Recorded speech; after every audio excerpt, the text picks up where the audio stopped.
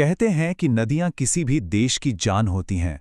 वे ही तो हैं जो सभ्यताओं को जन्म देती हैं, जमीनों को सींचती हैं और करोड़ों लोगों की जिंदगी चलाती हैं।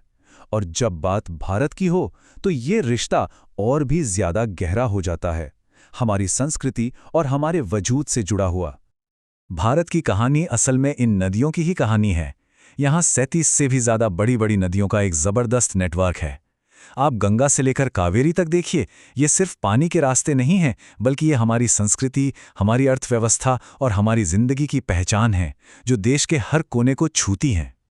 तो चलिए थोड़ा और गहराई में चलते हैं। इस पहले सेक्शन में हम यही समझेंगे कि आखिर ये नदियां भारत के लिए इतनी खास क्यों हैं। ये एक ऐसा रिश्ता है जो हजारों सालों से इस देश की किस्मत लिखता आ रहा है। ये सवाल बहुत गंभीर है, क्योंकि देखिए, जब पानी का बहना ही भरोसेमंद न रहे तो हमारे खेतों से लेकर हमारे शहरों तक हर चीज पर खतरा मंडराने लगता है। अब इस खतरे को ठीक से समझने के लिए एक केस स्टडी देखते हैं, कृष्णा नदी बेसिन की। साइंटिफिक डेटा हमें बता रहा है कि वहां क्या हो रहा है, और ये एक बहुत बड़ी चेतावनी है। ये है कृष्णा नदी का बेसिन। ये पहले से ही एक ऐसा इलाका है जहां पानी की मांग पानी की सप्लाई से कहीं ज्यादा है। इसे आर्थिक रूप से पानी की कमी वाला रीजन कहते हैं। मतलब पानी की कमी यहाँ की तरक्की के रास्ते में एक बड़ा रोड़ा है। लेकिन हाल ही में हुई एक स्टडी ने जब भविष्य में झांका तो जो सामने आया वो वाकई में चिंता की बात है। ये कोई छोटा मोटा बदलाव नहीं है, बल्कि एक बहुत बड़ा और शायद बहुत खतरनाक बदलाव हो सकता है। ये नंबर देखिए, 30 से 50%। यही वो आंकड़ा है जिसने साइंटिस्ट की नींद उड़ा दी है। अंदाजा है कि भविष्य में कृष्णा बेसिन की जरूरी जगहों पर पानी का बहाव इतना कम हो सकता है। और ये सिर्फ एक नंबर नहीं है, समझिए, ये उन लाखों किसानों के लिए एक आने वाली तबाही का संकेत है जिनकी फसलें इसी नदी पर टिकी हैं। ये उन लोगों के लिए खतरा है जो पीढ़ियों से इसके किनारे रहते आए हैं।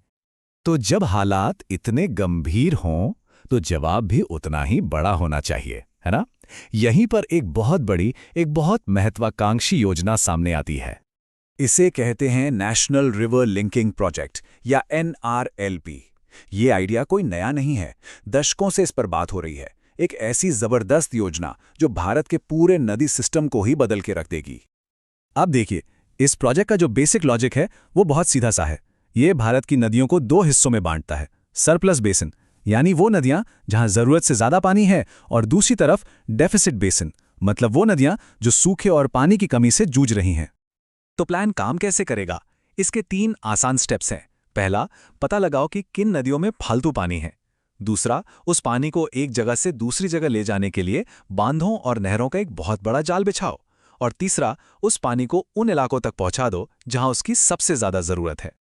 और ये कोई छोटा मोटा प्रोजेक्ट नहीं है। इसके 2 बड़े हिस्से हैं।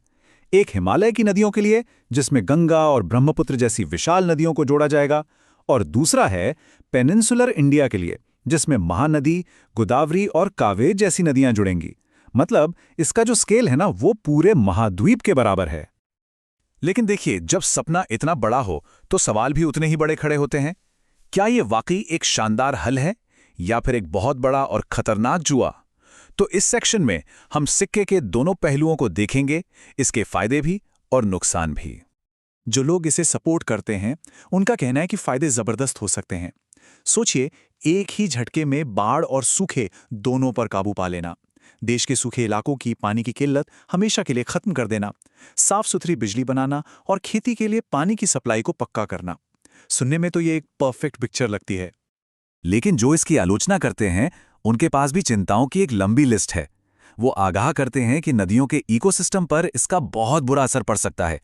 लाखों लोगों को अपने घरों से हटना पड़ सकता है। इसका खर्चा आसमान छू सकता है, और इंजीनियरिंग की मुश्किलें भी कम नहीं हैं।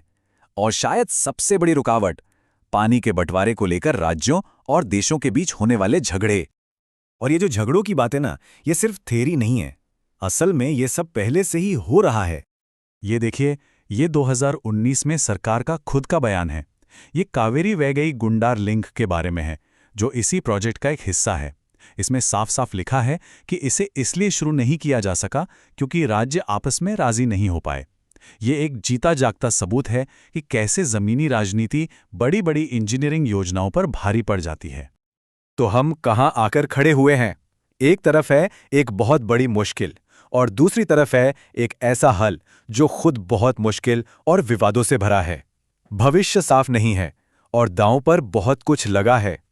तो आखिर में भारत एक ऐसे मोड़ पर खड़ा है जहां उसे एक तरफ तो विज्ञान से मिले डेटा पर ध्यान देना है जो एक बड़े क्लाइमेट के खतरे की ओर इशारा कर रहा है, और दूसरी तरफ है एक बहुत बड़ा इंजीनियरिंग का सपना जो असली दुनिया की मुश्किलों, राजनीति और विवादों में उलझा हुआ है। और ये हमें इस आखिरी सवाल पर लाकर छोड़ देता है, क्या इसका हल ये है कि हम प्रकृति को अपनी मर्जी के हिसाब से बदल दें, या फिर हमें पानी के साथ अपने रिश्ते को ही बदलने की जरूरत है? ये एक ऐसा सवाल है जिसका जवाब ही भारत का भविष्य तय करेगा।